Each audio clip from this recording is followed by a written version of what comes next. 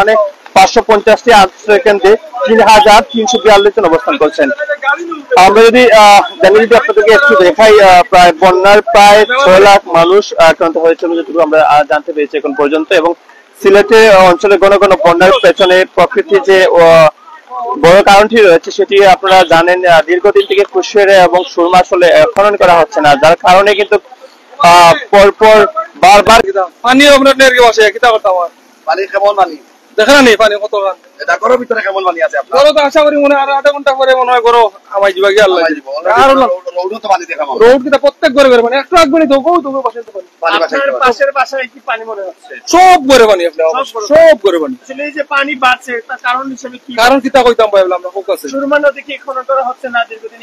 এলা কোনটা কইতাম ভাই ফোকাস লাউয়াই রোড হয়ে যেতে স্বাচ্ছন্দ্য বোধ করতেন, কিন্তু বর্তমানে অনেকে এই রাস্তাটি এড়িয়ে আসলে চলার চেষ্টা করছেন, তবে সবার পক্ষে সেটি আসলে সম্ভব হচ্ছে না, কারণ এখানে অনেকের বাসা বাড়ি রয়েছে এবং গুরুত্বপূর্ণ একটি রোড রাস্তা কিন্তু দেখতে পাচ্ছেন কিভাবে মানুষ যাচ্ছেন। একদম মনে হচ্ছে যেন পানি দিয়ে গাড়ি বেছে নৌকা যাচ্ছে, এমনটাই মনে হচ্ছে।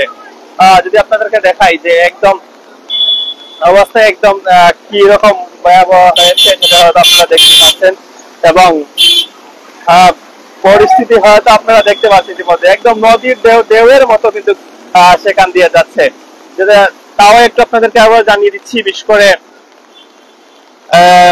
সিলেট অঞ্চলে কোনো কোনো বন্যার পেছনে প্রকৃতির ও কৃত্রিম উভয় কারণ রয়েছে। ভারতের মেঘালয় অতিবৃষ্টির ফলে সৃষ্ট পাহাড়ি ঢলে সুরমা ও কুশিয়ারা নদীর মাধ্যমে সিলেটে প্রবাহিত হয়। তবে নদীগুলোর নব্যতা সংকট ও অপরিকল্পিত নগরায়ন, দুর্বল ড্রেনেজ ব্যবস্থা এবং প্রাকৃতিক জলাবদ্ধতা ভরাটের কারণে পানি নিষ্কাশনের সমস্যা দেখা দেয়, যেটি আমি আপনাকে কিছুক্ষণ আগেই বলেছিলাম যে আসলে সিলেটের বিশেষ করে বেশ কয়েক বছর থেকে কিন্তু সুরমা এবং কুশিয়ারা কিন্তু খনন করা হচ্ছে না, যার কারণে পানি আগে যে স্পিডে যেত সেই স্পিডে চলে যেতে পারতেছে না, কারণ বিভিন্ন প্রতিবন্ধকতার সৃষ্টি হচ্ছে। এবং পরিবেশবিদদের মতে সিলেটের নদ নদী হাওড় অঞ্চলগুলো নব্যতা হারিয়েছে এবং প্রকৃতির জলধারা এবং বেদখল হয়েছে। বিশেষ করে আপনারা জানেন নদীর আশেপাশে অনেকে আসলে দখল নিয়ে থাকেন, অনেকেই বিভিন্ন ভাবে দখল করে বিল্ডিং বানিয়ে থাকেন, সেগুলো হয়তো সব সময় প্রশাসনের নজরে আসে না।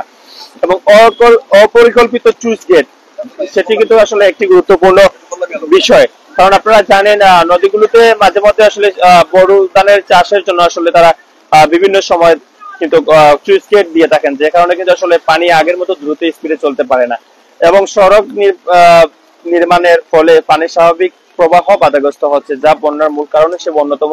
বিশেষ করে সংশ্লিষ্টরা বলছেন এবং বিভিন্ন পর্যবেক্ষণে দেখা গেছে যে সিলেটে যে ঘন ঘন বন্যা হচ্ছে প্রতি বছরই, আগে কিন্তু এরকম আসলে বন্যা দেখা যেত না। তবে এখন যে বন্যার অন্যতম বেশ কয়েকটি কারণের মধ্যে হচ্ছে, যদিও আগেও কিন্তু আসলে আসামের যে মেঘালয় রাজ্য যেটি রয়েছে সেই মেঘালয় রাজ্যে আগেও যেরকম পানি আসতো এখনো কিন্তু একইভাবে আসছে, কিন্তু বর্তমানে আসলে আগের মতো দোকানের ভিতর থেকে মাছ ধরেছেন এক ভাই, মাছ পড়ে গিয়েছে, একটি মাছও ধরেছেন তিনি ওনার দোকানের ভিতর থেকে। আমরা যদি একটু দেখাই, ওনার দোকান দেখতে পাচ্ছেন, এটি দোকানের ভিতর থেকে তিনি একটি মাছ ধরেছিলেন, দেশি কোনো মাছ হবে। এবং সিলেটের বন্যা পরিস্থিতি নিয়ে আরো বিস্তারিত আপনাদের আসলে জানার চেষ্টা করছি। বিশেষ করে দেখতে পাচ্ছেন সামনে একটি গাড়ি আসছে, সেই গাড়িতেও কিন্তু আপনার একই চিত্রে গাড়ির প্রায় অর্ধেক ডুবো অবস্থা কিন্তু ইতিমধ্যে।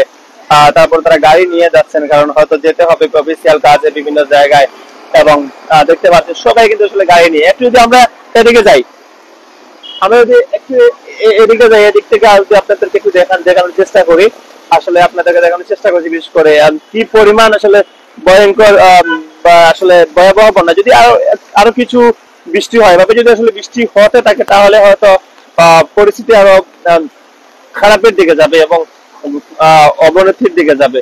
এবং আপনারা জানেন বিগত কয়েকদিন থেকেই কিন্তু এভাবে মুষলধারে বৃষ্টি হচ্ছে, এবং বিশেষ করে পাহাড়ি বৃষ্টির কারণে কিন্তু পাহাড়ি যে বৃষ্টি হয়েছে সেই বৃষ্টির কারণে কিন্তু বিশেষ করে এখানে এই জলাবদ্ধতা সৃষ্টি হয়। সুরমা নদী যে পানি যে নিষ্কাশন যেভাবে যে স্পিডে যাবে সেটি আসলে পূর্বের মতো আসলে হয় না, যে কারণে কিন্তু পানি আসলে ওইভাবে কাটার কারণে কিন্তু বর্তমানে আরো পরিস্থিতি খারাপের দিকে যাচ্ছে। আসলে গাড়িগুলো কি কষ্ট করছে হয়তো আপনারা দেখতে পাচ্ছেন। যদি এদিকে দেখাই আপনাদেরকে, আসলে যেদিকেই মনে হচ্ছে যেন একটি নদী হয়ে গিয়েছে, যেমন রাস্তায় যেন নদীতে পরিণত হয়েছে। বাসা বাড়িতে কিন্তু বাসা বাড়িতে, দোকানপাটে, রাস্তা এবং সব জায়গায়, বিশেষ করে নিচু এলাকা যেসব রয়েছে সবগুলাতে কিন্তু এভাবে পানি প্রবেশ করেছে, এবং বিশেষ করে পানি প্রবেশ করেছে সব নিচু বাসা বাড়িগুলোতে, এবং উপশহরে রয়েছে, বাগবাড়িতে রয়েছে, কাজীর বাজারে রয়েছে, এবং এয়ারপোর্ট রোডে অনেক জায়গায় কিন্তু পানি আছে। উসমানী মেডিকেল উসমানী মেডিকেলে কিন্তু পানি রয়েছে।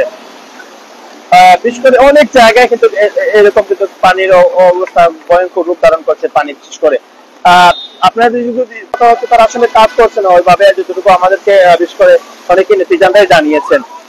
দেখতে পাচ্ছেন যেমন নৌকা চলছে মনে হচ্ছে, নৌকা চলছে দেখতে পাচ্ছেন, মনে হচ্ছে যেন নৌকা ইতিমধ্যে আসলে ইয়াতে শুরু হয়ে গিয়েছে। কি পরিমাণ ঢেউ আসছে, পুরো ঢেউয়ের জন্য একদম নৌকা নিয়ে যাচ্ছেন এমনটাই মনে হচ্ছে বিশেষ করে। এবং আপনাদেরকে আবার জানিয়ে দিচ্ছি, বিশেষ করে পানি উন্নয়ন বোর্ডের কিন্তু অবহেলা এটি বিশেষ কারণ ধরিয়েছেন। কারণ বিশেষ করে তারা তাদের যে কার্যক্রম, বিশেষ করে সুরমা নদী খনন করা, পানি নিয়ে তাদের কাজ সেটি থেকে তারা অনেকটা অবহেলা করছেন এমনটাই বলেছেন বিশেষ করে সংশ্লিষ্টরা যারা রয়েছেন।